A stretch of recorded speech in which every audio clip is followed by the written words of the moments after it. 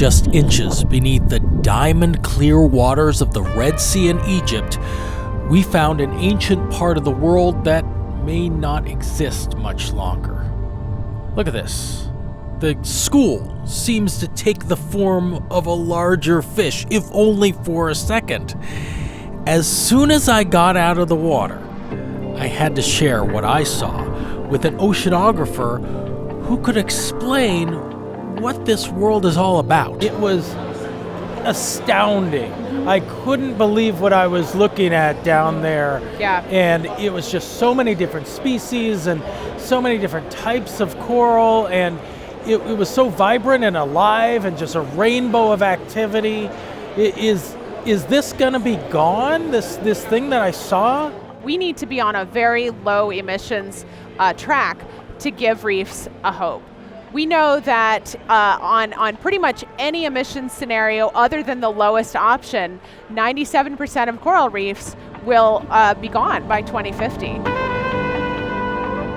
That's less than a generation from now. Dr. Sarah Cooley is basing her grim prediction on the amount of carbon dioxide being absorbed by the sea right now.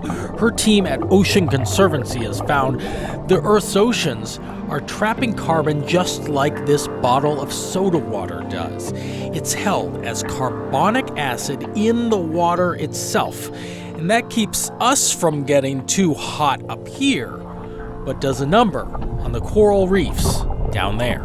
The majority of coral reefs are not cut out for the conditions that we will experience later this century.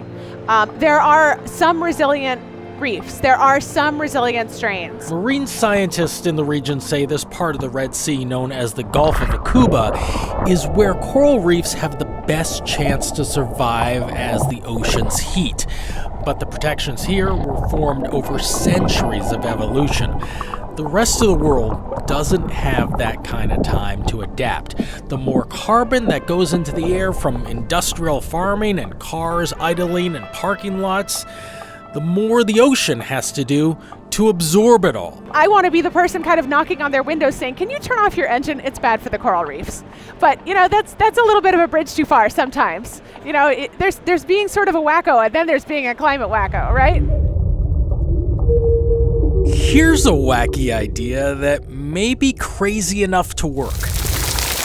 You're listening to the sound of a healthy coral reef, the kind that protects coastlines and brings in tourists, sustaining jobs, not to mention keeping all those fish happy. When you have all the vibrant activity on a coral reef ecosystem, it's a noisy place. Marine biologists around the world have been using underwater microphones to record these sounds. Your data will then be used to train computers to listen for fish sounds automatically. The vision is to have hundreds and thousands of mics and mic up the sea. The next step is simple. They place speakers next to struggling reefs and play back the good stuff.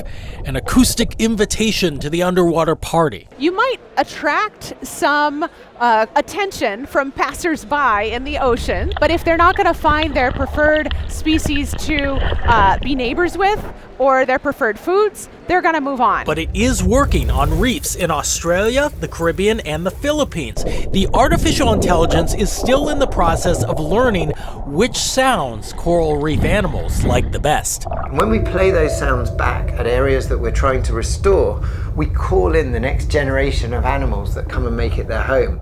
It's almost like these coral reefs are saying, "Hey DJ, you're playing my jam." In the Red Sea in Egypt, Dave Malkoff, The Weather Channel.